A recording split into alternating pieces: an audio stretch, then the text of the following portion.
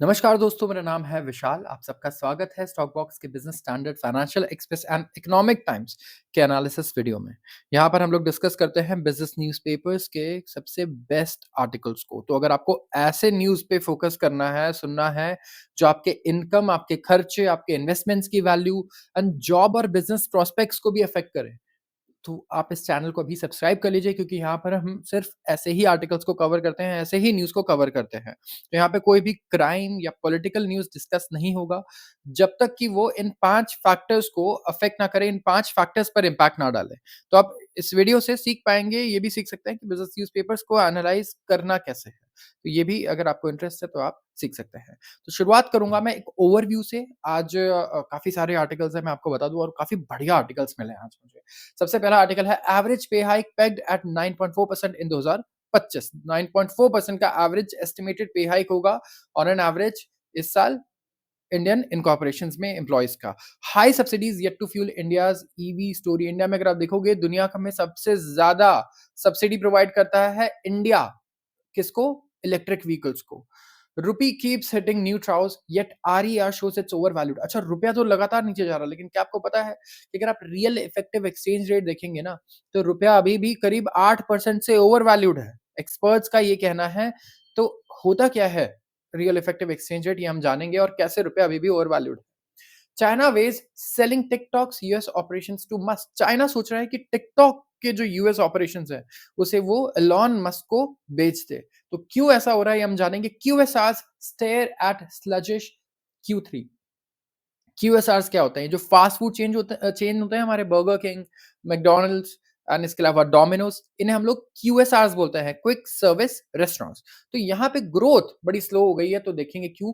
Over 2000 edtech firms पिछले 5 साल में बंद हो चुके हैं इंडिया में। यस, 2000 एजुकेशनल टेक जो स्टार्टअप थे, एडटेक स्टार्टअप्स, पिछले 5 सालों में बंद हो चुके हैं। फोकस ऑन बिग पिक्चर एक एडिटोरियल आर्टिकल है जो डिस्कस करेगा बजट को, कि क्या हाँ हमें फोकस करना चाहिए इस बजट पे। Rupee's free fall to hit margin of EV makers. रुपया क्योंकि कमजोर हो रहा है डॉलर के अगेंस्ट, तो यहाँ ईवी मेकर्स का जो मार्जिन होने वाला है, कहीं ना कहीं इन पे प्रेशर होगा और ये वीक हो सकता है।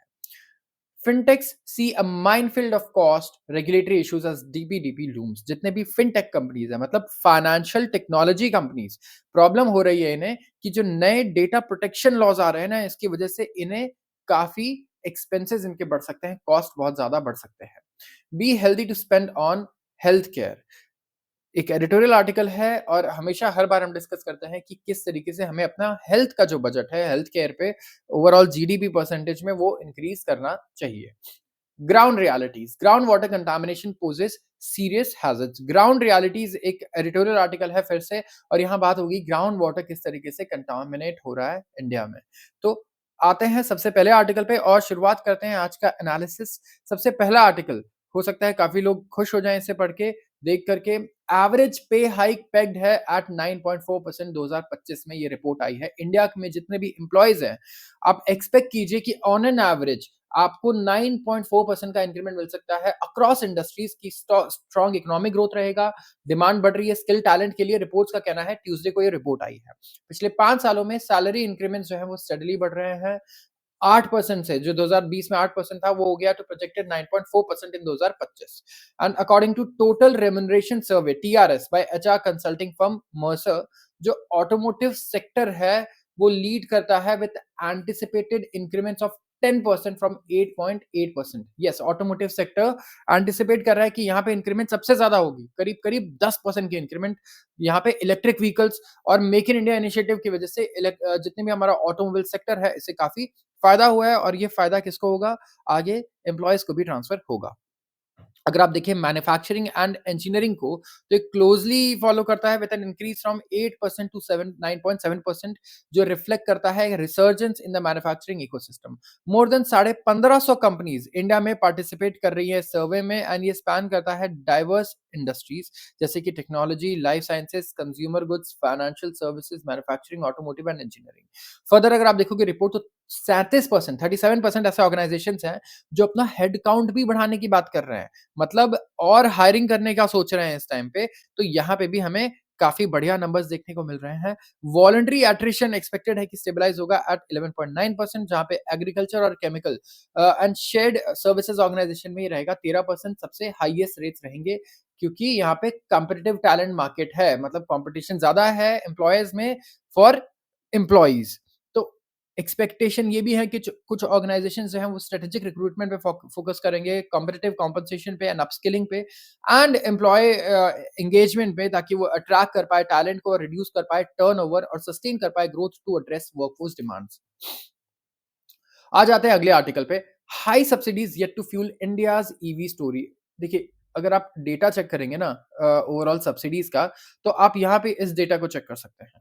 तो ये ग्रीन कलर जो है ये सब्सिडीज है as percentage of car price, और as a percentage of car price कितना सब्सिडी कंट्री ऑफर करती है। एंड जो हमें दूसरा नंबर यहाँ पे दिखाई दे रहा है, ये है ब्लू कलर में, ये है बीईवी पेनिट्रेशन।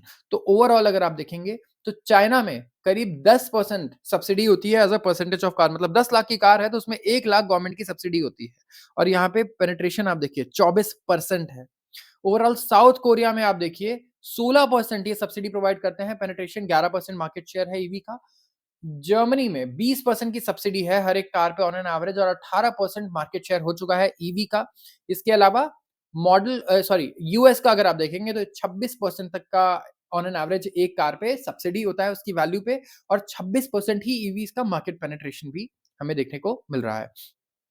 जापान की बात करते हैं, 26% यहाँ पे क्या है, ओवरऑल सब्सिडी है पर कार, अगर जो कार बिकती है उसमें 26% कॉस्ट जापानीज गवर्नमेंट बेयर कर रही है, सब्सिडाइज कर रही है, एंड 2% सिर्फ मार्केट पेनिट्रेशन। और इंडिया में 46% अगर आप देखें तो सब्सिडीज हैं, एंड पर कार एंड मार्केट पेनिट्रेशन तो हमारा सिर्फ 2% है। तो ये डेटा कहीं ना कहीं ये दिखा रहा है कि जैसे जैसे आपकी सब्सिडीज बढ़ रही है ना, वैसे-वैसे आप देखिए वहाँ पे एक्चुअली ईवीज़ का मार्केट पेनिट्रेशन और कम नज़र आ रहा है हमें। So I don't know why, but ये उल्टा होना चाहिए था कि जहाँ सब्सिडीज़ ज़्यादा है वहाँ ईवी का पेनिट्रेशन ज़्यादा हुआ है, बट ये बिल्कुल उल्टा है। तो इससे हम बिल्कुल देखिए डायरेक्टली ये नहीं डिराइव कर सकते हैं कि सब्सिडी ज़्यादा देने की वजह से ऐसा हो रहा है। हो ये भी सकता है कि ये जो कंट्रीज़ है चाइना से लेके कोरिया तक, जर्मनी, ये सब स्टार्टिंग में बहुत अच्छा सब्सिडी दे रही थी और अब ऑन एन एवरेज थोड़ा कम कर दिया है, क्योंकि इनका पेनिट्रेशन इम्प्रूव हुआ है। क्योंकि इंडिया और जापान में पेनिट्रेशन बहुत कम है, इसलिए हमारा अभी भी सब्सिडी बहुत ज़्यादा हाई है। अगर यही पेनिट्रेशन 10% पहुँच जाए, 15-20% पहुँच जाए, तो ऑफ कोर्स हम भी सब्सिडी को 10% पे ही ले आएँगे। तो ऐसा है कि हम वेट कर रहे हैं कि कहीं न कहीं हमारा जो पेनिट्रेशन है ये 2% से बढ़कर एटलीस्ट 10% हो, 20% हो, तब हम सब्सिडी को नीचे लाना शुरू करेंगे। और मेरे ख्याल से चाइना ने भी ऐसे ही किया होगा, यूएस और साउथ कोरिया ने भी ऐसे ही किया होगा। पहले ये ज़्यादा सब्सिडी ऑफर करते थे और अब ये कहीं न कहीं काफ़ी कम हो चुका है। तो इंडिया ऑफर करता है पूरी दुनिया में सबसे ज़्यादा सब्सिडी एक इलेक्ट्रिक कार पर among major countries of the world, according to recent report by HSBC. और जो सब्सिडीज़ हैं, डायरेक्ट प्लस इनडायरेक्ट, ये आ गया है 46% on the price of average for electric variant Tata Nexon पर। टाटा नेक्सॉन पर आपको सबसे ज़्यादा यहाँ पे सब्सिडी मिलती है। जो टॉप सेलिंग इलेक्ट्रिक मॉडल है इंडिया में, ये इंक्लूड करता है lower GST, road tax, with variants running on fossil fuels and indirect benefit from production link incentive scheme, इन्हें पीएलआई स्कीम से भी बेनिफिट मिलता है। एंड इन कंपैरिजन जो टॉप सेलिंग मॉडल्स हैं उनको सब्सिडी मिलता है कितना, 10% का चाइना में, 16% का कोरिया में, 20% जर्मनी में एंड 26% यूएस में एंड जापान में।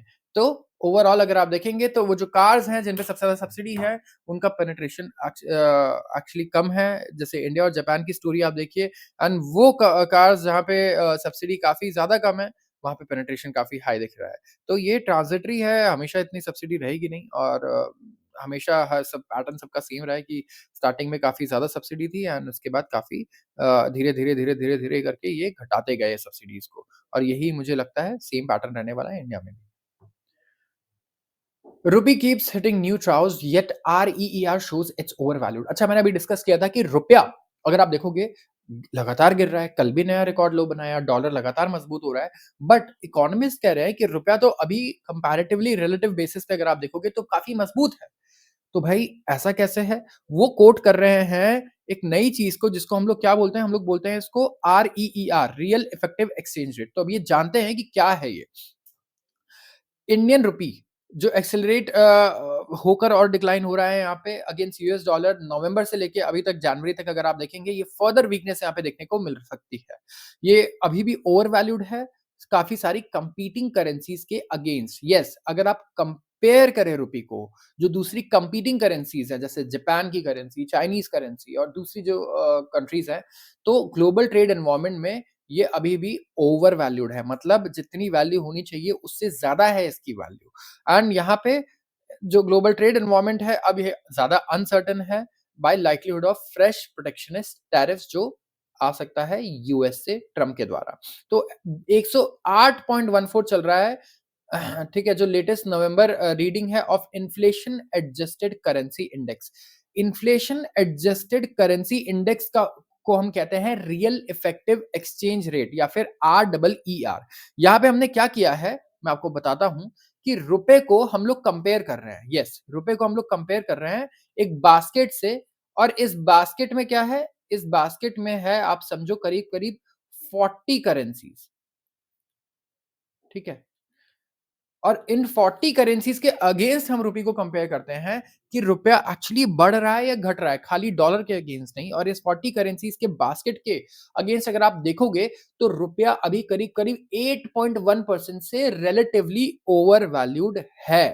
तो रुपया एक्सेलरेट हुआ है, इसका फॉल भी बढ़ा है, लेकिन यहाँ पे अभी भी ये ओवर वैल्यूड नज़र आ रहा है। तो मैं एक सिंपल एग्ज़ाम्पल दे दूँ, ये इससे रिलेटेड नहीं है, लेकिन अगर आप लैंड लो, आप बोलो कि भाई यार शेयर खरीदा आपने, शेयर बाज़ार में, आप कहो कि खुश हो जाओ कि मेरे 6 महीने में 10% मेरा शेयर बढ़ चुका है। आप गा रहे हो गाने कि 6 महीने में 10% बढ़ चुका है, लेकिन आप देखोगे कि निफ्टी 6 महीने में 25% ऊपर है। बाकी जितने भी लोग हैं उनके पोर्टफोलियोज़ तो 100% ऊपर है। तो आप एक्चुअली आपने परफ़ॉर्म अच्छा किया है, 10% 6 महीने में इज़ अ गुड रिटर्न, लेकिन रिलेटिवली तो आपने कुछ किया ही नहीं है, राइट? लोगों के पोर्टफोलियोज़ इंडेक्स ही जब 25% बढ़ गया है निफ्टी का जो 50 स्टॉक्स का इंडेक्स है, तो उसके बेसिस पे आप क्या कर रहे हो? बिल्कुल भी अच्छा नहीं कर रहे हो, तो रिलेटिवली आपका परफ़ॉर्मेंस बहुत पुअर है। इट्स लाइक क्लास में आप 90% लाए हो, लेकिन हो सकता है कि आप सेकंड लास्ट हो, क्योंकि आपके क्लास में सारे ब्रिलियंट बच्चे हैं, तो रिलेटिवली ये परफॉर्मेंस क्या अच्छा है? नहीं, आप बॉटम परसेंटाइल में आते हो, राइट? अगर आपकी क्लास में 90% आने के बावजूद आपकी जो रैंक है वो लेट्स से सेकंड लास्ट है, तो आप फिर अगर आप देखोगे तो परसेंटाइल वाइज़ क्या है? आप 1% में हो, राइट? और 99% जो ला रहा है मे बी वो टॉप परसेंटाइल में रहेगा, वो फर्स्ट सेकंड रैंक लेकर आएगा। तो रिलेटिवली हम लोग देखते हैं कि रियल इफेक्टिव एक्सचेंज रेट रुपए का क्या है, तो ये अभी भी ओवर वैल्यूड है क्योंकि बाकी करेंसीज काफ़ी ज़्यादा वीक हुई है अगेंस्ट डॉलर। अच्छा, हम क्यों कैलकुलेट करते हैं आरईआर? कुछ तो रीज़न होगा कैलकुलेट करने का। एक बहुत ही इंपॉर्टेंट रीज़न है। देखिए, इकोनॉमिस्ट से लेके आरबीआई से लेके गवर्नमेंट तक आरईआर को ट्रैक करते हैं। ठीक है? ये देखते हैं कि हमारा रियल इफेक्टिव एक्सचेंज रेट क्या चल रहा है एंड ये जो इंडेक्स है, ये एस्टिमेट कर रहे हैं कि रिड्यूस होगा to 106 from 107 versus current levels of कितना 108.1। तो यहाँ पे ये एक्सपेक्ट कर रहे हैं डेप्रिशिएट होगा। अच्छा, लेकिन हम इसे क्यों यूज करते हैं? तो देखिए, काफ़ी सारे रीज़न्स हैं इसको यूज़ करने के। सबसे पहले तो ये बड़ा इम्पोर्टेंट है, क्यों? क्योंकि हमारी जो रुपए की कॉम्पिटिटिवनेस है ना, कहीं वो बढ़ रही है या घट रही है, हमें ये देखना बड़ा ज़रूरी होगा। हो सकता है रुपया 2 साल तक यहीं रह जाए, लेकिन काफ़ी लेस कॉम्पिटिटिव हो जाए अगेंस्ट अदर करेंसीज़। क्यों? बहुत ही सिंपल है। आप देखिए जापान जापान को अगर आप कंपेयर करेंगे तो रुपए से भी ज़्यादा सस्ता है वो, राइट? और भी ऐसी बहुत सारी करेंसीज़ है, फिर चाइनीज़ करेंसी है। तो कोई कंट्री अगर एक्सपोर्ट करना चाहती है ना, जैसे इंडिया है या चाइना है, ये क्या करना चाहते हैं? ये एक्सपोर्ट करना चाहते हैं। इनको एक्सपोर्ट सरप्लस बनना है और ढेर सारा एक्सपोर्ट करना है। तो इनके लिए बड़ा ज़रूरी है कि इनकी करेंसी जो है, वो ये थोड़ी डीवैल्यू करते रहें, ठीक है? क्यों? क्योंकि जो बाकी एक्सपोर्टर्स हैं, वो भी देखोगे तो आप करेंसी को कहीं न कहीं डीवैल्यू होने देते हैं। और अगर हमारी करेंसी बहुत ज़्यादा क्या हमारा ₹1 $1 के बराबर हो जाए तो क्या सही है? नहीं, बिल्कुल भी सही नहीं है ये, ठीक है? इस टाइम पे we are not a developed country, हमें एक्सपोर्ट सरप्लस चाहिए। एक्सपोर्ट सरप्लस के लिए हमारी करेंसी को कॉम्पिटिटिव बनाना होगा। मतलब मैं कह रहा हूँ कि $1 से फॉर एग्ज़ाम्पल आप ₹100 खरीद सकते हो, ठीक है? और $1 से आप 150 या 200 येन खरीद सकते हो, फॉर एग्ज़ाम्पल।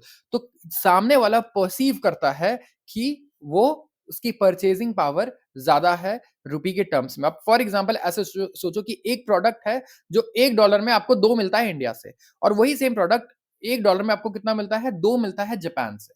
तो आपको अगर चूज़ करना है तो लेट्स से आपने किसी को भी चूज़ कर लिया, लेकिन फॉर एग्ज़ाम्पल रुपए की वैल्यू यहाँ से 50% डिक्लाइन हो गई। तो सिर्फ़ उसी $1 से अब आप 3 वो सामान ले सकते हो, 3 क्वांटिटी ले सकते हो और जबकि वही सामान अगर आप जापान से लेते हो फॉर एग्ज़ाम्पल तो आपको 2 ही मिलेगा। तो हुआ कुछ नहीं, बस रुपया क्योंकि डॉलर के अगेंस्ट वीक हो गया यहाँ पे, तो अब हम और ज़्यादा कॉम्पिटिटिव हो गए इंटरनेशनल मार्केट में क्योंकि उतने ही पैसों में हमारा 3 सामान बिक रहा है, तो आदमी जितने भी कंट्रीज़ हैं, कंज्यूमर्स हैं इम्पोर्टर्स हैं, वो हमारे से परचेज़ ज़्यादा करेंगे। तो ये बड़ा इसीलिए इम्पोर्टेंट होता है कि आप चेक करते रहो कि जो रियल इफेक्टिव हमारा एक्सचेंज रेट है, वो क्या चल रहा है, कहाँ चल रहा है।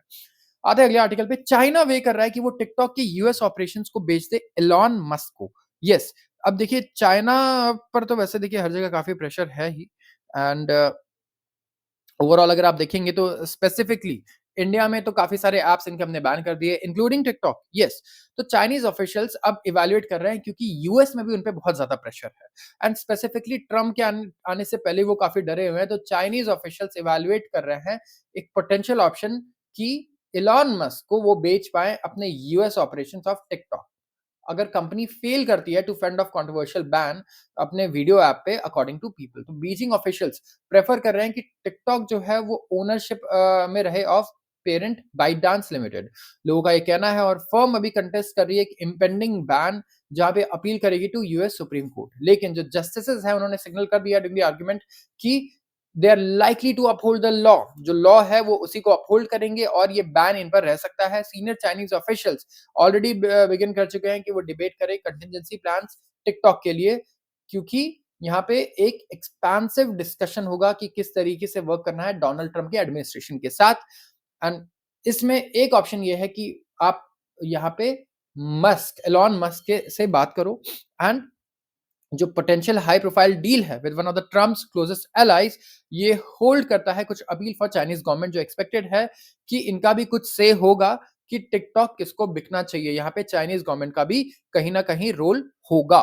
तो अंडर वन सिनेरियो, जो एक सिनेरियो है जो डिस्कस किया गया है बाय चाइनीज गवर्नमेंट, जो एलॉन मस्क का ट्विटर है, फॉर्मर एक्स है जिसे हम पहले ट्विटर बोलते थे, ये कंट्रोल ले सकता है टिकटॉक यूएस का और रन कर सकता है बिजनेस टुगेदर एक साथ मिलकर के and more than 170 million users जो हैं यूएस में, तो टिकटॉक बोल्स्टर कर सकता है एक्स के एफर्ट को कि वो एडवर्टाइजर्स को अट्रैक्ट कर पाए। तो चाइनीज ऑफिशियल्स अभी भी यहाँ पे कंसेंसस डेवलप कर रहे हैं, बिल्ड कर रहे हैं कि किस तरीके से प्रोसीड करना है, डिलिब्रेशंस कर रहे हैं एंड ये अभी भी प्रिलिमिनरी स्टेज पर है।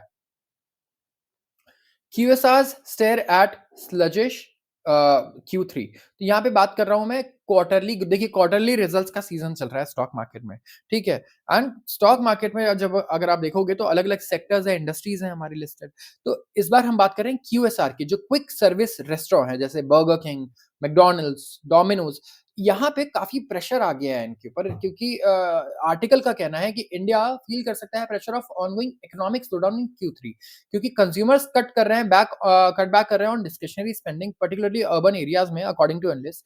तो डिस्पाइट जो फेस्टिव सीजन है हमारा, फेस्टिव अक्टूबर दिसंबर का क्वार्टर है, वो काफी क्रूशियल है क्विक सर्विस रेस्टोरेंट्स के लिए। बर्नस्टाइन हाईलाइट कर रहा है कि जो फूड इन्फ्लेशन है और लो रियल वेज ग्रोथ है, ये कंस्ट्रेन करेगा डिस्क्रिशनरी स्पेंडिंग को। इसका मतलब बर्नस्टाइन की एक रिपोर्ट आई है, तो बर्नस्टाइन इसमें कह रहे हैं कि कहीं ना कहीं जो ओवरऑल फूड प्राइसेस एक तो बढ़ गए हैं, तो क्यूएसआर का कॉस्ट बढ़ गया क्योंकि आप खाना बेच रहे हो, तो फूड इन्फ्लेशन बढ़ रहा है तो आपके कॉस्ट बढ़ रहे हैं। उसके अलावा जो रियल वेज ग्रोथ है ना अगेंस्ट इन्फ्लेशन, वो कम रहा है। तो लोग हो सकता है यहाँ पे पैसे कम खर्च करेंगे, थोड़ा-सा सोच समझ के खर्च करेंगे, किस पर? रेस्टोरेंट्स पर, क्विक सर्विस रेस्टोरेंट स्पेसिफिकली। तो जो ब्लीक डिमांड एनवायरनमेंट है, ये शुरू हुआ तीसरे क्वार्टर में और ये चलता रहा, अब चल के ये आ चुका है 2025 में भी। तो यहाँ पे इनके मार्जिन्स डिक्लाइन हो रहे हैं, मतलब क्योंकि कॉस्ट इंक्रीज हुआ है फूड इन्फ्लेशन से, तो इनके प्रॉफिट मार्जिन कहीं न कहीं कम हो रहे हैं। तो जो शेप है कंज्यूमर डिमांड का, ये चेंज हो रहा है हाई इन्फ्लेशन के साथ, लो वेज रियल वेज ग्रोथ के साथ एंड एक तो रिडक्शन है अनसिक्योर्ड क्रेडिट में भी, जो क्रेडिट कार्ड जिसे हम बोलते हैं कि अनसिक्योर्ड क्रेडिट कार्ड्स अगर आप देखेंगे तो अब इतना आसान नहीं है क्रेडिट कार्ड्स लेना और उसमें लिमिट भी आपको पहले जैसी नहीं मिल जाएगी। जैसा 1 साल या 2 साल पहले हो रहा था, तो मोतीलाल ओसवाल ने स्टेट किया है रिसेंट रिपोर्ट में कि कोई सिग्निफिकेंट सेल्स बूस्ट नज़र नहीं आ रहा है Q3 में क्यूएसआर्स के लिए, क्योंकि अर्बन मिडल क्लास श्रिंक हो रहा है। ये कहना है मोतीलाल ओसवाल का। तो हाइटेंड कॉम्पिटिशन है, रैपिड स्टोर एक्सपेंशंस है और राइजिंग इनपुट कॉस्ट है, जिसकी वजह से क्या हुआ है, प्रॉफिटेबिलिटी कम हुई है डाइन इन सेगमेंट में और यहाँ पे रिकवर करना भी आसान नहीं होगा। मोस्ट फास्ट फूड ब्रांड्स जो हैं फॉर पर्सपेक्टिव रिपोर्ट कर रहे हैं 15 से 20% ड्रॉप एवरेज डेली सेल्स में लास्ट 3 क्वार्टर्स में।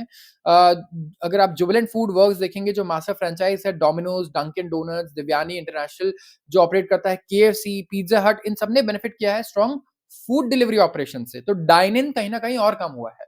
और अकॉर्डिंग टू एक्सपर्ट्स अगर आप डोमिनोज पिज़्ज़ा देखें तो ये कमांड करता है 70% मार्केट शेयर इंडिया के पीज़ी पिज़्ज़ा डिलीवरी सेगमेंट में। यस, डोमिनोज का 70% मार्केट शेयर है इंडिया में। एंड दिव्यानी इंटरनेशनल ने पुश किया है अग्रेसिव और offers at Pizza Hut outlets and delivery platforms to maintain growth momentum. Elara Capital ने रिसेंटली अपने प्रीव्यू में इंडिकेट किया कि शार्प रिकवरी आ सकती है पिज़्ज़ा में एज़ कंपेयर टू बर्गर्स। तो ये लोग एक-एक फूड आइटम को भी स्टडी करते हैं। आप ये देखो जितने एनालिस्ट हैं। तो ये स्टडी कर रहे हैं और देख रहे हैं कि बर्गर से ज़्यादा ग्रोथ कहाँ आ सकती है? पिज़्ज़ा में। एंड जो रेवेन्यू ग्रोथ रहेगा फास्ट फूड चेन में over last 3 years, last 3 quarters ये 3 से 9% रहेगा, एक्सक्लूडिंग जुबिलेंट फूड और दिव्यानी इंटरनेशनल क्योंकि यहाँ रहने वाला है 19 से 20% as compare to the last जब इनको इंक्लूड किया गया। तो profit growth across most QSR weak रहने वाला है क्योंकि फूड और ऑपरेशनल कॉस्ट दोनों बढ़ रहे हैं। जो लिस्टेड फास्ट फूड प्लेयर है इसमें वेस्ट लाइफ फूड वर्ल्ड भी आता है जो रन करता है McDonald restaurants, Sapphire Food run करता है, ये पिज़्ज़ा हट रन करता है ये भी, एंड केएफसी आउटलेट्स इंडिया में apart from Devyani International and Restaurant Brand Asia जो Burger King stores and Barbeque Nation इन दोनों को यहाँ पे रन करता है। तो ये आई थिंक काफ़ी फेमस स्टॉक्स हैं ये, इन सबको पता है, ये ब्रांड्स भी सबको पता है। Over 2000 edtech firms shut operations in past 5 years। यहाँ पे हम बात कर रहे हैं किसकी? एडटेक कंपनीज की। एडटेक कंपनीज जैसे क्या हो गया हमारा बायजूस हो गया, राइट? और ये सारी कंपनीज हैं। तो यहाँ पे हम ये डिस्कस कर रहे हैं कि पिछले 5 सालों में इंडिया में करीब-करीब 2000 कंपनीज बंद हो चुकी हैं। तो कौन सी कंपनीज बंद हुई है? ये एडटेक कंपनीज हैं। Yes, edtech startups including Byju's से लेकर के एक पूरा सिग्निफिकेंट वेव चला था कोविड के बाद। ठीक है कि भाई ऑनलाइन ही होना है, अब तो एजुकेशन का मतलब ही ऑनलाइन है तो। तब काफ़ी सारे स्टार्टअप्स आए, फंड रेज़िंग भी आई, लेकिन पहले जो इतना थ्राइव कर रहा था एडटेक सेक्टर अब विटनेस कर रहा है एक सिग्निफिकेंट डाउनटर्न विद 2148 स्टार्टअप्स हैं, जो शट कर रहे हैं ऑपरेशंस 5 ईयर्स में, पिछले 5 सालों में एंड एडटेक प्लेटफॉर्म जो विटनेस कर रहे हैं unprecedented growth during the pandemic induced lockdown, ये कंटिन्यू कर रहे हैं to face funding slow down. यहाँ पे शिफ्टिंग मार्केट नीड्स है, ऑपरेशनल चैलेंजेस हैं पोस्ट पैंडेमिक। तो based on data from equity funding rounds edtech startup ने कलेक्ट किया है $0.64 बिलियन 2024 में। ये सिग्निफिकेंटली लेस है than its high of $3.6 billion in 2021। Interestingly जो count of dead pooled companies है वो हाईएस्ट था 2021 में, सबसे ज्यादा डेड पूल्ड कंपनी थी 933। तो अडेप्टेबिलिटी इनोवेशन की ड्राइवर रहते हैं एडटेक कंपनी के लैंडस्केप के। ये कहना है रवि कक्लसारिया का जो सीईओ है और को-फाउंडर है एडफोर्स के। ये एक वर्कफोर्स अपस्किलिंग एक्सेलरेटर है और एडटेक सेक्टर ना विटनेस कर रहा है वेव ऑफ शटडाउन्स क्योंकि स्टार्टअप रिलाय करते हैं किस पे? क्लासरूम ट्रेनिंग पे एंड जेनेरिक मटेरियल्स पे एंड वो काफ़ी स्ट्रगल कर रहे हैं कि ये चीज़ें अडॉप्ट हो पाएँ। तो यहाँ पे काफ़ी ज़्यादा देखोगे कई ने फंड रेज़ कर लिया, लेकिन इनका ग्रोथ अनसस्टेनेबल था। कब तक आप कैश बर्न करते रहोगे ग्रोथ के लिए, राइट? तो अगर आप ट्रैक्शन फीड देखोगे जियो रिपोर्ट तो एडटेक इंडिया 2024 में एट पीक 2021 में सेक्टर ने रेज़ किया था $4.1 बिलियन इन 357 फंडिंग राउंड्स। यहाँ पे 2021 मार्क करता है हाईएस्ट फंडेड ईयर एडटेक के लिए, सबसे बड़ा फंडेड ईयर था ये एंड अगर आप देखेंगे तो हाईएस्ट फंडेड क्वार्टर था जो अट्रैक्ट कर रहा है $2.48 बिलियन। टोटल ऑफ 16,028 स्टार्टअप्स से जिन्हें देखा गया कंट्री में with big companies largely located in Bengaluru, Delhi, Mumbai, Hyderabad, Noida. लेकिन अगर आप रीओपन करेंगे फिजिकल क्लासरूम्स को coupled with reduced investor confidence, इसकी वजह से शार्प डिक्लाइन आया है हमारे सेक्टर के फॉर्च्यून्स में, मतलब कमाई में, ठीक है? तो स्टोवा स्कूल है, रिसेंटली इन्होंने एक अल्टरनेटिव है बिजनेस एजुकेशन प्लेटफॉर्म का, बैक्ड है बाय ज़ीरोधा फाउंडर नितिन कामत। इन्होंने अनाउंस किया अपना क्लोजर, ये बंद कर रहे हैं। एलिवेशन कैपिटल जिसे ब्लू लर्न ने बैक किया था और एक upskilling and job search platform है, ये भी ऑपरेशन सीज कर चुका है 2024 में। तो दूसरे स्टार्टअप जो हैं रिपोर्टेडली ये शट कर रहे हैं शॉप इंक्लूड क्विज माइंड, वेदू अकेडमी, ट्राईबैक ब्लू एंड अमंग अदर्स। तो स्मॉल प्लेयर्स और मेजर वंस जो है सेक्टर में इन्होंने भी इम्पैक्ट फील किया है। बायजू जिसकी वैल्यूएशन एक टाइम पे $22 बिलियन थी, इन पर मल्टीपल राउंड ऑफ लेऑफ्स इन्होंने किए, रिस्ट्रक्चरिंग किए, डेट इश्यूज भी आए बहुत बड़े और लीगल ट्रबल में भी ये फंसे हैं काफी। तो सिमिलरली अगर पार्ट ऑफ रिस्ट्रक्चरिंग देखें, एफर्ट्स देखें तो अन अकेडमी ने अपग्रेड स्ट्रीमलाइन किया है अपने ऑपरेशंस को। इन्होंने हैंड किए हैं pink slips to several employees. Going forward अगर एक्सपर्ट्स की माने तो वो प्रिडिक्ट कर रहे हैं कंसोलिडेशन फेज विद खाली इनोवेशन ड्रिवन और स्पेशलाइज्ड कंपनीज़ ही थ्राइव करेंगी एंड एक एंजल इन्वेस्टर उनका कहना है कि एडटेक इंडस्ट्री मूव करेगी टुवर्ड्स कंसोलिडेशन जहाँ पे लार्ज कंपनीज़ जिनके पास डीप पॉकेट्स है, खूब पैसा है, वो एस्टैब्लिश करेंगी स्ट्रेंथ अपने ऑनलाइन आर्म्स में और क्वालिटी एजुकेशन ऑफर करेंगी while adding real world value. तो ये ईज़ी नहीं रहने वाला है आगे भी किसी स्टार्टअप के लिए कि एडटेक में आकर वो सर्वाइव कर ले। आते हैं अगले आर्टिकल पे, ये एक एडिटोरियल आर्टिकल है, फोकस ऑन बिग पिक्चर। यहाँ पे बात हो रही है बजट की और कहा जा रहा है कि आपको फोकस करना चाहिए बड़े पिक्चर पे। मार्केट ऑलरेडी हेडविंड फेस कर रहा है, budget would do well by not tinkering with tax regime. यहाँ पे टैक्स रिजीम के साथ ज़्यादा छेड़खानी नहीं होनी चाहिए। तो अपकमिंग जो यूनियन बजट है, वो ऐसे समय पर आ रहा है जहाँ पे गवर्नमेंट एक यूनिक पोज़ीशन में है।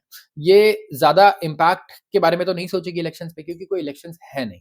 2 ही स्टेट के इलेक्शंस हैं 2025 में, एक तो हो गया अपना दिल्ली और दूसरा हो गया बिहार एंड जो लास्ट वन है वो साल के एंड में होने वाला है। तो उसमें भी कोई टेंशन नहीं है हमें, अगर बिहार की बात करते हैं। तो against this backdrop finance minister Nirmala Sitharaman ने एक अपॉर्च्युनिटी इनके पास है, बहुत अच्छी अपॉर्च्युनिटी है कि एक बजट प्रेज़ेंट करें, जो इकोनॉमिक रोड मैप लेकर सकता है अगले 5 साल या उससे ज़्यादा के लिए भी। बजट ऑब्वियसली अफोर्ड नहीं कर सकता कि डेविएट करे अपने पाथ ऑफ फिस्कल प्रूडेंस से। फिस्कल प्रूडेंस क्या मतलब? अगर इसको ऐसा समझिए, अगर मैं आपको पॉकेट मनी दूँ ₹2000 पर मंथ और मैं आपको बोलूँ कि देखो इसमें आपको अपना खर्चा-वर्चा निकालना है। तो सिर्फ़ 2000 में अगर खर्चा निकालना है तो आपको क्या चाहिए होगा? फिस्कल प्रूडेंस मतलब सोच समझ के खर्च करने वाला आदमी, राइट? वही कर पाएगा। तो फिस्कल प्रूडेंस का मतलब यही होता है। फिस्कल का मतलब ये होता है पैसे से रिलेटेड, ठीक है? और प्रूडेंस हो गया हमेशा कि जो आदमी प्रैग्मैटिक है, थोड़ा सोच समझ के करता है कंज़र्वेटिवली।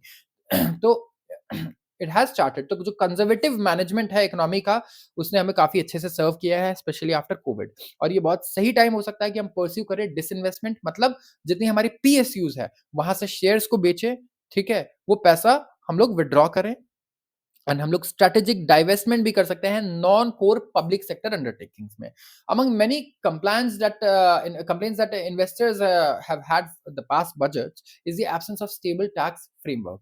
एक बहुत बड़ी शिकायत है जो बिल्कुल सही है। आज आप टैक्स अगर अपना प्लानिंग करते हो कि यार 10 साल के लिए मैं यहाँ इन्वेस्ट कर रहा हूँ, 20 साल के लिए वहाँ इन्वेस्ट कर रहा हूँ, आप देख रहे हो कि अच्छा इस पे सिर्फ 5% टैक्स है। जब तक आपने इन्वेस्ट करके विथड्रॉ करने वाले हो तब तक बजट में 5 बार टैक्स रिविजन हो चुके हैं, अब उस पे टैक्स 30% है।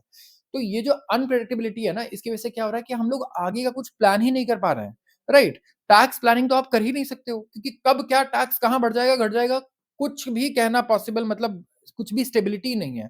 आज आप म्यूचुअल फंड में डाल रहे हो, लाइफ इंश्योरेंस में डाल रहे हो, कल को हो सकता है लाइफ इंश्योरेंस ही गवर्नमेंट उसको टैक्सेबल कर दे। उस म्यूचुअल फंड में ही आपका टैक्स बेनिफिट सारा खत्म हो जाए, वो सेक्टर पे ही पूरा टैक्स लगा दे।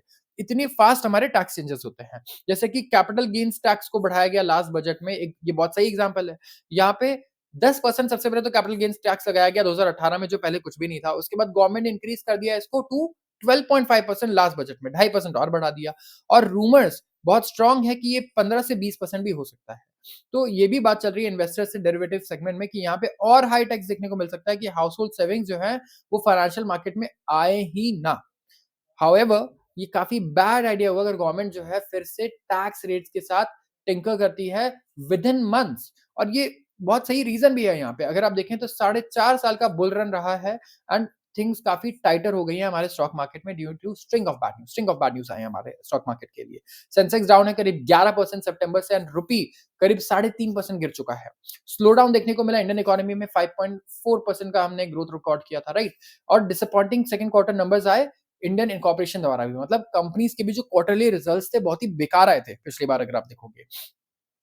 तो फॉरेन इन्वेस्टर्स ने भी क्या किया देखा कि रुपया भी कमजोर हो रहा है तो ये यहाँ से निकल पड़े और उन्होंने यूएस में शिफ्ट हो गए। तो इससे क्या हो रहा है इनका पैसा यूएस चला गया तो जब डोनाल्ड ट्रंप री इलेक्शन है तब से स्पेसिफिकली अगर आप देखोगे तो एफआईएस पैसा कहाँ डाल रहे हैं बॉन्ड डील्स में डाल रहे हैं वहां पे बॉन्ड डील्स भी इतनी बढ़िया बढ़ रही है तो सेगी सेबी के जो स्ट्रॉन्ग मूव्स हैं वो भी कर्व करते हैं अनब्रिडल्ड इन्वेस्टर एंथुसियाज्म को in futures and options and small and medium scale enterprise initial public offerings ने भी इंश्योर किया कि जो क्वालिटी ऑफ इन्वेस्टर्स है और कंपनीज हैं जो ऐसे रिस्की मार्केट्स में आई हैं वो काफ़ी नीचे आ जाए, सिग्निफिकेंटली नीचे आ जाए, तो सेबी भी काफ़ी सारे रूल्स लेकर आई थी। आप जानते हो फ्यूचर्स एंड ऑप्शंस में ट्रेडिंग को कम करने के लिए। तो after implementation of futures and option guideline जो नवंबर 20 को आया है, दिसंबर एवरेज डेली टर्नओवर जो है 37% क्रैश हो चुका है और लोएस्ट चल रहा है पिछले 1.5 सालों में। गवर्नमेंट यहाँ पे क्या कर सकती है? अर्बन कंजम्पशन को इम्प्रूव कर सकती है। एक्सपर्ट्स कह रहे हैं कि अगर आप सिर्फ एडजस्ट कर दो थ्रेशोल्ड्स को और टैक्स स्लैब को वाइड कर दो, तो इससे मार्केट में 30,000 करोड़ डिस्पोजेबल पैसा आ जाएगा, जो खर्च हो सकता है या सेव हो सकता है। ये बहुत बड़ा अमाउंट नहीं है, ऑफ कोर्स बजट के पर्सपेक्टिव से 30,000 करोड़ इज़ लाइक चेंज, छुट्टा पैसा। लेकिन ये मल्टीप्लायर इफेक्ट ला सकता है यहाँ पे कंजम्पशन को इम्प्रूव करके। तो सबवेंशन अगर आप देखेंगे, जैसे ईएमआई बर्डन है लोअर और मिडल एंड्स पे of the pyramid, along with incentives हैं प्राइवेट इन्वेस्टमेंट के, ये भी हेल्प कर सकते हैं और ये क्रूशियल टाइम है मार्केट्स के लिए भी। ब्रोकरेजेस ने ऑलरेडी स्लैश किए अपने रिटर्न एक्सपेक्टेशंस को 2025 में, and at the same time Trump को अगर आप देखेंगे जो चार्ज ले रहे हैं नेक्स्ट वीक, सारी आंखें होने वाली है उनकी पॉलिसीज पे, स्पेसिफिकली टैरिफ पर कि कहाँ वो टैक्स लगाते हैं। क्या इंडिया पे भी टैक्स लगेगा? क्या इंडिया पे भी इंपोर्ट ड्यूटीज लगेंगी? क्या ज्यादा यूएस पे ये चाइना पे लगाएगा? ये सारी चीजें हैं। डॉलर को अगर आप देखेंगे तो डॉलर का पूरा इंडेक्स अभी 2 साल के हाई पर चल रहा है, क्योंकि एक्सपेक्टेशंस हैं कि लो इन्फ्लेशनरी पॉलिसीज जो है ग्रोथ को बूस्ट करने वाली है, एंड बजट काफी बढ़िया करने वाला है। यहाँ पे थिंग्स जो है सिंपल रहे तो बढ़िया है। आते हैं अगले आर्टिकल पे, rupee's free fall to hit margin of EV makers. अगर आप गवर्नमेंट डेटा देखोगे दिसंबर 2024 से लेकर के अभी तक का, तो ये हाईलाइट करता है कि हमारी जो डिपेंडेंसी है इसमें just 12 out of 82 applicants under PLI auto scheme have achieved 50% DVA target. ठीक है, तो यहाँ पे अगर आप देखेंगे जो स्लो पेस है ना लोकलाइजेशन का, ये काफ़ी स्ट्रगल कर रहा है। इवन पीएलआई बेनिफिशियरीज़ भी जो है लोकलाइजेशन के टारगेट नहीं कर पा रहे हैं। भाई होता क्या है लोकलाइजेशन के टारगेट, कि आप लोकली मटेरियल को सोर्स करो, इंडिया से ही, इंडिया में ही बनाओ पूरा। तो ऐसा नहीं कि आप चाइना से इंपोर्ट कर रहे हो बहुत सारी चीज़ें या कहीं और से कर रहे हो। गवर्नमेंट ये चाहती है पीएलआई स्कीम में भी। तो जो मास मार्केट स्टार्टअप है, स्पेशली अगर आप देखेंगे इलेक्ट्रिक टू व्हीलर सेगमेंट में, थ्री व्हीलर सेगमेंट कैटेगरीज़ में, वो ऑलमोस्ट एंटायरली डिपेंडेंट है इंपोर्ट्स पर, और बहुत सारे स्टार्टअप्स हैं सिंपली असेंबल करते हैं इंपोर्टेड कंपोनेंट्स प्राइमरली चाइना से एंड यूरोप से, जहां पे मिनिमल लोकल वैल्यू एडिशन है। इंडस्ट्री एग्जीक्यूटिव का ये कहना है। तो इन पास्ट अगर आप देखेंगे तो वॉयलेशंस हुए हैं हमारे फेज मैन्युफैक्चरिंग प्रोग्राम के, पीएमबी गाइडलाइंस के, फेम के अंदर, faster adoption of manufacturing of electric vehicles in India, fame 2। आप देखेंगे इलेक्ट्रिक बसेस अगर आपके शहर में चलते होंगे ना, तो उस पे भी फेम लिखा होगा। तो फेम मतलब फेमस वाला फेम नहीं है, ये हमारी स्कीम का नाम था। एंड प्रोमिनेंट प्लेयर्स जैसे कि hero electric, Okinawa Autotech and ampere vehicles, and जो जितने भी दूसरे हैं उनको देखा गया कि एलिजिडली ये यूज कर रहे थे इंपोर्टेड प्रोडक्ट्स, जो वायलेट करता है स्कीम की गाइडलाइन और रिफ्लेक्ट करता है इंडस्ट्री का broader trend. Automotive component import 14% बढ़ चुका है। मतलब ऑटोमोबाइल में ही लगने वाले जो कंपोनेंट्स होते हैं, पार्ट्स होते हैं, इनका इंपोर्ट 14% बढ़ा है पिछले 2 सालों में, और ये हो चुका है $20.9 बिलियन, जो बढ़ चुका है पहले जो था $18.3 बिलियन। तो ये एसीएमए का कहना है, automotive component manufacturers association of India है, और ये जो ट्रेंड है ये और वर्स हो सकती है। जो ईवी एडॉप्शन है वो एक्सेलरेट कर रहा है, ईवी पेनिट्रेशन बढ़ रहा है अक्रॉस सेगमेंट्स, एंड ये बढ़ चुका है from 4.75% in CY 22 to 7.44% in CY 24। अगर आप देखेंगे फॉर एग्जांपल जो स्ट्रेंथनिंग डॉलर है is driving input cost. Strengthening dollar की वजह से इनपुट कॉस्ट काफी बढ़ रहा है, जो ओवरऑल प्रोडक्शन को इम्पैक्ट करता है। एक्सपेंसेस काफी बढ़ जाते हैं ईवी के लिए, क्योंकि डॉलर मजबूत हो रहा है और आप सामान बाहर से खरीद रहे हो। तो अब आपको जो डॉलर मिल जाता था 80 रुपए में, अब आपको मिलेगा 86 रुपीज पे, 87 रुपीज में। तो आपके कॉस्ट तो ऐसे ही बढ़ गए 10%, राइट। तो लोकलाइजेशन बहुत जरूरी है की ईवी कंपोनेंट्स का, एंड ये अभी भी बहुत लिमिटेड है, ये नहीं हो पा रहा है अच्छे से। अगर आप बैटरीज के लिए देखेंगे और रिलेटेड कंपोनेंट्स के लिए देखेंगे तो लोकलाइजेशन एक मेयर 10 से 20% है। ईवी पार्ट रेंज शो करते हैं कि 5 से 20% लोकलाइजेशन है, एंड जो व्हीकल कंट्रोल यूनिट्स और एक्सटर्नल चार्जर्स हैं ये है at 4 to 5% and 5% respectively. And कुछ दूसरे कंपोनेंट हैं जहाँ पे 15 से 35% लोकलाइजेशन लेवल्स हैं। लिथियम आयन सेल्स एंड जो इंटीग्रल है टू ईवी बैटरीज, ये एंटायरली इंपोर्टेड है। चाइना डोमिनेट करता है EV cell production, and India aspire करता है to localise the capital intensive nature of manufacturing. जो लिमिटेड स्केल है ईवी एडॉप्शन का, वो एक और डॉन्टिंग चैलेंज बना देता है इसे, कहना है प्राइमस पार्टनर्स के वाइस प्रेसिडेंट का। आते अगले आर्टिकल पे, फिनटेक यहाँ पे कह रहे हैं कि माइनफील्ड बन चुका है कॉस्ट का, क्योंकि रेगुलेटरी इश्यूज जैसे कि डीपीडीपी, ये इन्हें बहुत परेशान करने वाला है। ये आने वाला है अब इंडिया में। तो प्रपोज डेटा प्रोटेक्शन लॉज है ना गवर्नमेंट के, कि किस तरीके से कंज्यूमर का जो डेटा है वो प्रोटेक्ट करना है, गवर्नमेंट ने अर्लियर दिस मंथ रिलीज किया था। इसके वजह से स्टार्टअप्स जो है यहाँ पे, इनके पास होस्ट ऑफ कंसर्न्स आ चुके हैं, including lack of clarity on role of fintech intermediaries और possible challenges around cross selling of products to customers. So industry executives ने पॉइंट आउट किया कि जो विंडो ऑफ 48 आवर्स है किसी भी प्लेटफॉर्म के लिए कि वो इनएक्टिव कस्टमर्स डेटा को इरेज कर दें, इनके डेटा को हटा दें, ये बहुत ही ज़्यादा शॉर्ट है एंड इसे एक्सटेंड करना होगा। स्टार्टअप फाउंडर्स अगर आप देखेंगे ईटी ने काफ़ी लोगों से बात की जो कंज्यूमर डाउनलोड्स होती हैं जिनके एप्लीकेशंस के और जो सर्विस प्रोवाइडर के साथ रजिस्टर्ड है लेकिन वो डोरमेंट चले जाता है। तो 3 साल एक सही टाइम है कि आप ऑप्शन दो डेटा को इरेज़ करने का। डेटा प्रिंसिपल का ये कहना है जो कंज्यूमर इन क्वेश्चन है, लेकिन सिर्फ़ 2 दिन में आप सोच रहे हो कि अगर आपके पास कंज्यूमर का डेटा आया और अगर उसका डोरमेंट है अकाउंट, अब 2 दिन में उसके डेटा को आपको इरेज़ करना होगा। तो इससे काफ़ी प्रॉब्लम हो सकती है। कॉस्ट तो इतना बढ़ जाएगा कि आप पूछो मत, कस्टमर एक्विजिशन कॉस्ट वैसे ही इतना ज़्यादा है। तो जो high cost of customer acquisition है और कॉम्पिटिटिव मार्केट है, इससे इरेज़र होगा ऑफ कस्टमर प्रोफाइल जो एक बिग थिंग है for any consumer focused startup के लिए and it should be done only after giving due time to the customer for consent. जो यहाँ पे अगर आप देखेंगे टॉप पॉलिसी स्पेशलिस्ट है फिनटेक फर्म में, उन्होंने रिसेंटली बैक किया है पेमेंट एग्रीगेटर लाइसेंस, ठीक है? और पॉइंट आउट किया कि बहुत सारी अनसर्टेनिटीज़ है, जो न रोल है पेमेंट इंटरमीडियरीज़ का इसमें प्रपोज्ड रूल्स में, जैसे कि पेमेंट इंटरमीडियरीज़ जो हैं, एज़ पेमेंट इंटरमीडियरीज़ कितने कंसेंट्स होंगे जिसे लिया जाएगा बाय अस एंड कैसे हम कम्युनिकेट करेंगे to those with our clients like banks या फिर मर्चेंट्स जो बाकी लोग हैं, इनसे कैसे कम्युनिकेट किया जाए ये सारी चीज़ को। जो ड्राफ्ट रूल हैं करंट फॉर्मेट में ये तो पुश अप कर देंगे कस्टमर एक्विजिशन कॉस्ट को। कस्टमर एक्विजिशन कॉस्ट क्या होता है? फॉर एग्ज़ाम्पल मैं एक गूगल पे ऐड चला रहा हूँ, ठीक है? या फ़ेसबुक पे और वो ऐड मुझे लग रहा है फॉर एग्ज़ाम्पल एक अगर आप क्लिक करते हो तो मेरे ₹500 कट जाते हैं, ठीक है? उसके बाद मेरा एक एम्प्लॉयी है जो आपको कॉल करता है जिसको मैं सैलरी देता हूँ ₹30,000 फॉर एग्ज़ाम्पल। तो क्या हुआ? आप मेरा जो कस्टमर एक्विजिशन कॉस्ट आएगा, मैं उसे ऐसे देखूँगा कि एक तो मैंने मार्केटिंग पे ऐड चलाया, कितना खर्च किया, ऐड चलाने वाले को मैंने कितने पैसे दिए, उसके बाद जो आपको कॉन्टैक्ट करा मैंने उसको कितने पैसे दिए और अगर आप कन्वर्ट हो गए मतलब मेरे क्लाइंट बन गए, तो मैं ये देखूँगा कि मेरा कस्टमर एक्विजिशन मतलब आपको मेरी कंपनी का पार्ट बनाने के लिए, अपना प्रोडक्ट सेल करने के लिए मैंने कितना खर्चा किया। लीड जनरेट करने से लीड को कन्वर्ट करने तक, ये होता है कस्टमर एक्विजिशन कॉस्ट। और यहाँ पे जो customer life cycle management cost जो है टेक्नोलॉजी कंपनीज के लिए ये भी काफ़ी ऊपर चला जाएगा। मतलब ऐसा हो जाएगा कि फीज़िबल ही नहीं है फिर और वैसे ही ये कंपनीज़ ऑपरेट करती हैं रेज़र थिन मार्जिन्स पे। ओवरऑल अगर आप देखोगे तो इनका मतलब मार्जिन बहुत ही छोटा होता है, ठीक है? ये कोई बहुत प्रॉफिटेबिलिटी नहीं होती है इनके प्रोडक्ट्स में। आते हैं अगले आर्टिकल पे be healthy to spend on health care. अगर आप देखेंगे विद बजट अराउंड कॉर्नर तो विकसित India on hive mind health spending जो है ये हमारी टॉप प्रायोरिटी रहनी चाहिए, इस आर्टिकल का ये कहना है। तो यहाँ पे अगर हम डेटा देखें, ऑफ कोर्स हर बार हम ऐसा एक आर्टिकल ज़रूर कवर करते हैं बजट से पहले, जहाँ पे हम लोग क्रिटिसाइज़ करते हैं कि हमारी गवर्नमेंट का जो हेल्थ का बजट है वो बहुत कम है और बाकी कम जो कंट्रीज़ हैं जो हमसे कम डेवलप्ड हैं, उनका भी हेल्थ का बजट हमसे ज़्यादा है, तो ये प्रायोरिटी रहनी चाहिए। Government of India in collaboration with states अगर आप देखेंगे असेस कर रही है India's 2 lakh public health care facilities under national health mission. करीब 80% जो थे ये तो फेल हो गए to meet minimum essential standards infra के लिए, मैन पावर के लिए एंड इक्विपमेंट के लिए। तो ऐसे सिचुएशन में कोई एक्सपेक्ट करेगा कि जो इंडियन स्टेट है, वो पंप करे और ज़्यादा पैसे हेल्थ सेक्टर में और जो सिटिज़न्स हैं वो भी डिमांड करें कि आप हेल्थ में पैसा लगाओ हेल्थ केयर में। However, despite repeated recommendations from national health policy 2017 जो इकोनॉमिक सर्वेज हैं 2021, 22, 23 और 15 फाइनेंस कमीशन है, इन्होंने रेज़ किया है गवर्नमेंट हेल्थ एक्सपेंडिचर को to at least 2.5% of GDP. Health budget अभी भी रहता है एट 1.9%। साउथ अफ्रीका एलोकेट करता है 4.3%, ब्राज़ील 4% एंड चाइना भी ओवर 3% एलोकेशन करता है यहाँ पे। तो according to Indian public health standards, हर एक प्राइमरी जो हेल्थ केयर सेंटर है, वो कैटर करना चाहिए कम से कम 20 से 30,000 लोगों को।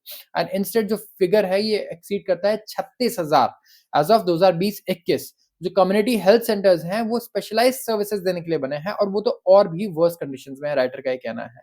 सिस्टम का जो बायस है टॉवर्ड्स क्यूरेटिव हेल्थ केयर, जहाँ पे प्रिवेंटिव हेल्थ केयर को सिर्फ 14% मिलते हैं ऑफ गवर्नमेंट फंड्स, जिसकी वजह से लॉन्ग टर्म इनएफिशिएंसी होती है और हेल्थ केयर कॉस्ट और बढ़ जाते हैं हमारे। तो बजट जो आ रहा है 2025 का, इसे प्रायोरिटाइज़ करना चाहिए कि प्रिवेंट कर पाए प्रिवेंटिव हेल्थ केयर पे फोकस कर पाए और इंक्लूड कर पाए जैसे कि अवेयरनेस कैंपेन्स आप रन करो, एनीमिया, डायबिटीज़, कार्डियोवास्कुलर कंडीशंस के लिए। तो इससे क्या होगा? वो डिज़ीज़ होंगे ही नहीं, तो आपका हेल्थ केयर पे जो खर्चा है वो उल्टा और कम होगा। तो प्रिवेंटिव हेल्थ केयर क्या हो गया? डिज़ीज़ को होने से प्रिवेंट करने के लिए आप अवेयरनेस कैंपेन करो और ये सारी चीज़ों पे खर्चा करो, वेलनेस प्रोग्राम्स पे। तो मेडिकल इन्फ्लेशन जो है, वो है 14% पे, हाईएस्ट है इंडिया में। पूरे एशिया में अगर आप देखोगे इंडिया का।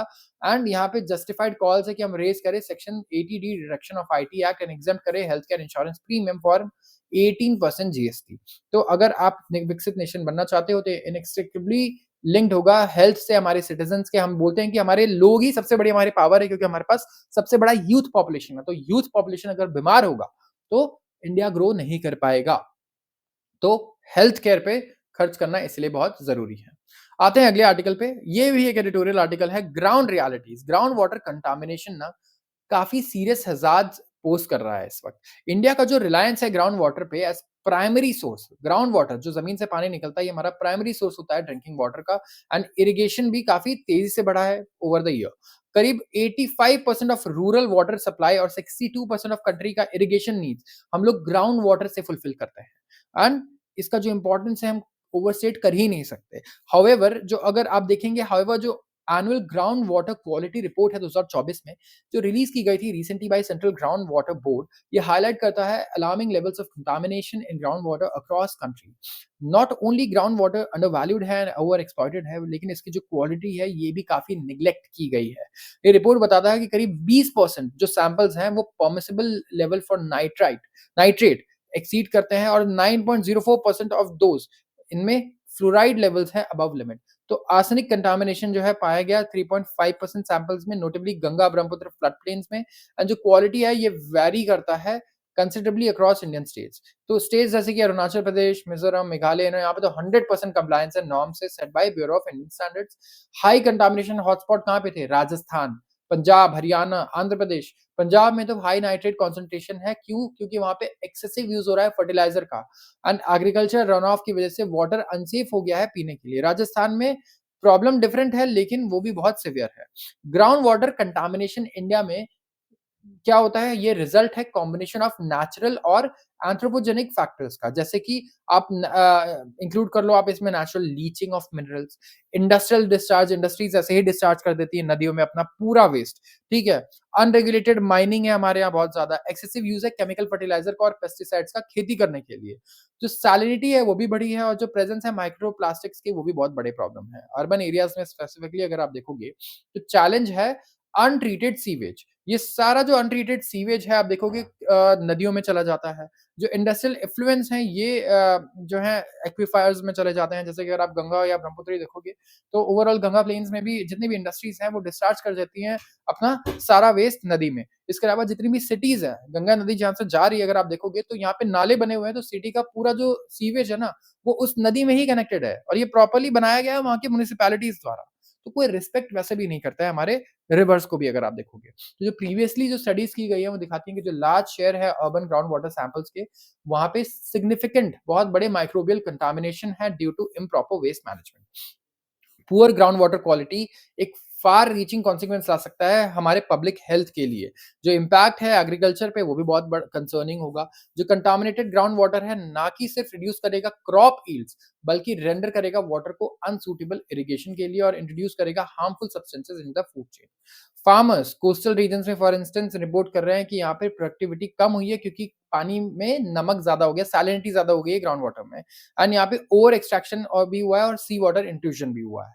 तो इस रिगार्ड में अगर आप देखेंगे तो जो इम्प्रूव्ड एग्रीकल्चर वाटर मैनेजमेंट है ये मिटिगेट कर सकता है कंटामिनेशन को। अगर आप अडॉप्ट करें सस्टेनेबल एग्रीकल्चर प्रैक्टिसेस, प्रमोट करें low cost water filtration techniques poor house holds के लिए, प्रॉपर सीवेज डिस्पोजल हो हमारे यहाँ, आर्टिफिशियल रिचार्ज हो एक्विफर्स का, इसकी वजह से ग्राउंड वाटर लेवल्स काफी बढ़िया हो सकते हैं, क्वालिटी भी इंप्रूव हो सकती है। यहाँ पे रीजनल वेरिएशंस भी है कंटामिनेशन में, जो अंडरस्कोर करते हैं कि टारगेटेड इंटरवेंशन करना होगा। क्यों? क्योंकि लोकल प्रॉब्लम्स है ग्राउंड वाटर मैनेजमेंट में।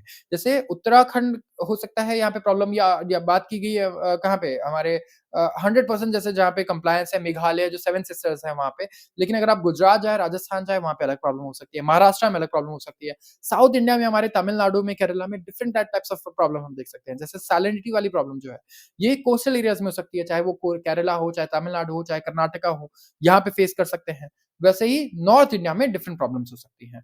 तो सेंट्रल गवर्नमेंट प्रोग्राम जो है लाइक अटल भूजल योजना एंड स्टेट लेवल इनिशिएटिव्स हैं, जैसे तमिलनाडु का रेन वाटर हार्वेस्टिंग मैंडेट सारे बिल्डिंग्स में, arsenic mitigation programs West Bengal में, ये क्लियरली इनफ नहीं है, ठीक है।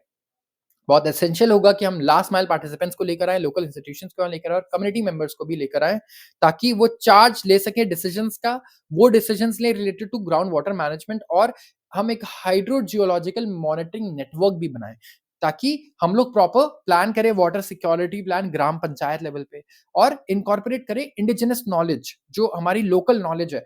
हमारे जो एंसेस्टर्स थे, वो भी वाटर वगैरह को बड़े प्रिज़र्व करके रखते थे। वो हमारी तरह नहीं रहते थे, अगर आप देखेंगे तो किस तरीके से नेचर को बहुत प्रिजर्व करके रखा था हमारे एंसेस्टर्स ने हमारे लिए और तभी आज हम ग्रो कर पा रहे हैं। तो बड़ा ज़रूरी है कि हम आगे के लिए भी इस तरीके से काम करें कि हम पूरी तरीके से डिप्लीट ना कर दें रिसोर्सेज़ को, आगे के लिए भी हम छोड़ें और ये हम कर सकते हैं इनोवेशन से और कई सारे इनोवेशंस तो हमारे एंसेस्टर्स ने ही किए थे, जो अभी हम यूज़ कर सकते हैं लोकल लेवल पे, डोमेस्टिक लेवल पे जहाँ पे काफ़ी कंज़र्वेटिव तरीके हैं पानी को यूज़ करने के, ग्राउंड वाटर्स को यूज़ करने के। तो आज के लिए बस इतना ही। अगर आपको वीडियो पसंद आई हो तो ज़रूर इस वीडियो को लाइक कर दीजिएगा एंड चैनल को भी सब्सक्राइब कर दीजिएगा। अगर आपको ऐसी वीडियोज़ रोज़ देखनी है तो एंड कमेंट सेक्शन में बताइएगा कि आज के वीडियो में सबसे बेस्ट आर्टिकल आपको कौन-सा लगा। आप सबका बहुत-बहुत धन्यवाद।